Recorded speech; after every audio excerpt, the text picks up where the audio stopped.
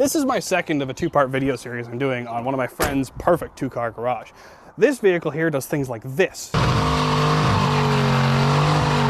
So if you haven't checked that video out yet, I highly recommend you do so.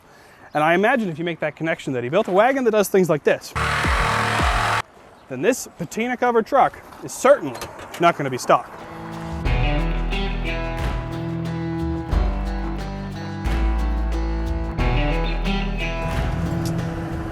I don't know why people let me drive their things, but I am very happy that they do. This is a 1-ton 1978 Crew Cab Dually long box lowered on Alcoa's Duramax LBZ swap NV5600 square body. And I love it already. I've driven it literally 50 feet. I mean, I knew I had to drive this when I talked to him. I'm just very happy that he let me once I asked. Oh yeah, that's some old truck brakes. Oh, this thing is hippie. I don't want to crash a torque. Womp. Womp. June 2019 I bought it. So geez, we're coming up on 3 years with it. Probably almost 10 years ago. Some guy in Kelowna had one. He had a 73 crew long dually and it was lowered on Alcoa's. It was yellow and white and I really wanted that thing and it came up for sale and it was just out of my reach. But ever since then I've always wanted a 3+3 dually on 22.5 Alcoa's. So I bought this one with that vision in mind and then, you know, saved up and made it happen. One of the biggest reasons, oh, this thing is huge.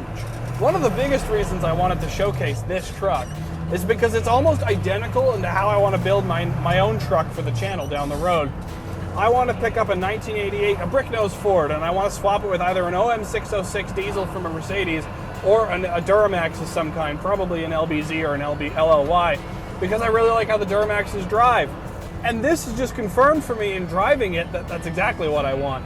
It's got the modern driving dynamics of the engine surrounded by the nice enough driving dynamics of it being lowered. Like, it doesn't feel that old, considering that this truck is over 40. It doesn't feel that old that you're getting something unable to be used. So we're sneaking up on 19,000 kilometers on the swap. I gotta go haul a car back from Kamloops with it. So I mean, I gotta go towing with it. Like that's why I can't build something that I can't use. Yeah. I mean, it's tall and it's yellow. Now this is actually the second square body I've reviewed on the channel, and of course I like it just as much. That one was a 9-inch lifted square body with 383 small block on 40-inch tires. And it drove a little different than this one. That one was much more of a toy. This one's been built with the idea that it's gonna be a usable vehicle, and it really has worked that way. Everything in here matches. There's not one part of this truck that glares away from anything else unless you open the hood. So the gauges in the truck are Dakota Digital, and they're pretty cool because they look like the original gauges and they fit in the stock gauge bezel and all that stuff, but they talk to all the modern Duramax stuff, so they're kind of tricked like that. Nice. Integrates into the old truck and the new motor. Yeah, I didn't want any extra like pillar gauges or like a monitor on the dash for boost and pyro and all that stuff, so it's all integrated into that, which is super clean, super trick. And even when you do open the hood, it looks kind of okay because it's really nicely done. Everything's buttoned up. He made sure he painted all the brackets so it wasn't a rusty engine. And you wanted to retain the original AC, so you used a custom intercooler setup? Sorry, yeah, so AC is not really the intercooler there, double. Oh, is it now? Okay, so I went with an air-to-water intercooler setup in this truck because I didn't have room for an air-to-air intercooler without like totally cutting apart the radiator support, and I wanted to keep factory AC. You got me! So I wanted to keep factory AC, so that's why I went with an air-to-water intercooler setup without butchering the rad support. And I wanted to keep mechanical fan as well, because, you know, on a diesel truck and towing, I feel like they work a little bit better, so. But I mean, hood clearance was the tightest thing about this engine swap, because like I said, like the oil pan or the crossmember is untouched, but I had to lose EGR cooler, I had to clock the intake down, and obviously all the charge pipes are all custom to make it all clear the hood. And it's a smaller diameter fan, and it's an older LB7 Duramax radiator because they're 4 inches shorter than what came with this motor. So that kind of all ended up working out to make it fit under here.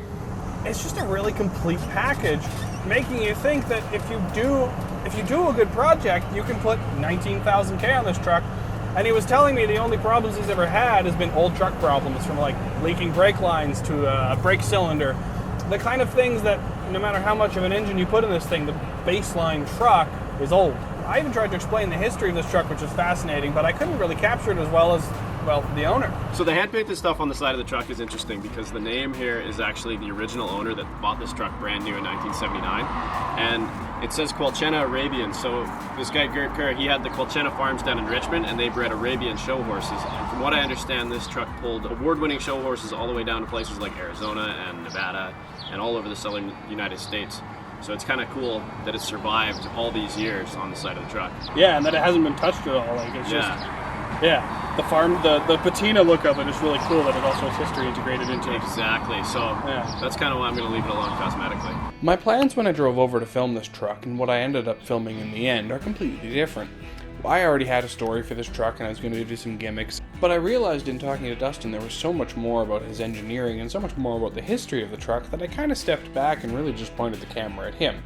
It's outside of the style of my normal videos, but I really actually quite enjoyed it because it got to tell a better story than anything I could write up about it.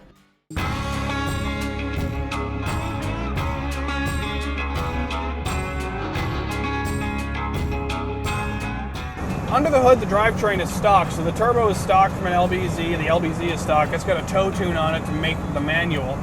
And so what you have is just a really subtle, a linear torque curve on the Duramax side because it just kind of is how Chevy built it. It drives really well. The clutch grabs nicely, the gauges are clear and indicating, the turning is nice, the truck doesn't feel too big, and you have decent torque down low to a decent power up top. It's a really well put together package, and I think what we were talking about as well, one of the best ways to make something drive nicely is to keep it as close to the manufacturer who built it. This Duramax doesn't have a big tune and a giant turbo and 200% over injectors. It's just a Duramax LBZ. And there is something I've been wrestling with, and I asked Dustin as well. I don't really know what to call it. Geez, what would you call it? Man, what is it? It's not really like a resto mod because it's not restored. It's just a beat up old truck with a new motor in it. I don't know, I just build what I think is cool and I'm glad when other people like it. I think if I was going to call it anything, I would just call it updated. You did the custom hydraulic clutch setup. Yeah, I did everything. So it used to be like a mechanical setup, so I converted all that to hydraulic with the new NB4500. It uses a Duramax internal slave and a Willwood master, and I kind of connected it all in between. Even between the time that I first met Dustin and saw his truck and to the time that I filmed it, something happened to it. He was sideswiped by a car that hit a delivery truck that made a bad left turn and it caused damage to his front fender. This truck continues to evolve, and it was just really something where I couldn't write a story better than just showing you the truck itself. I'm just driving back from filming. I had another outro for this truck, but I drove the truck back, he drove the wagon back, and my girlfriend drove the camera car back.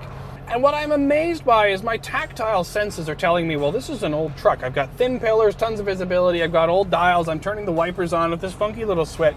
But I'm driving it with traffic and I'm keeping up with everyone and the transmission shifts nicely. And I'm coming to the realization that Dustin has done something I'm really impressed with. He's managed to make the truck feel as special to me now as I can only imagine it felt to the person who bought it new. Visually, this is a 1978 Chevrolet pickup truck. And for all the important parts, the things I'm touching, the seat that I'm sitting in that has the same tears as the person who bought it new, for all the important parts, it's the same truck. But now he can enjoy it every day. Now he can drive it to work. Now it has all of the practicality that he wanted out of it without losing what made it this truck.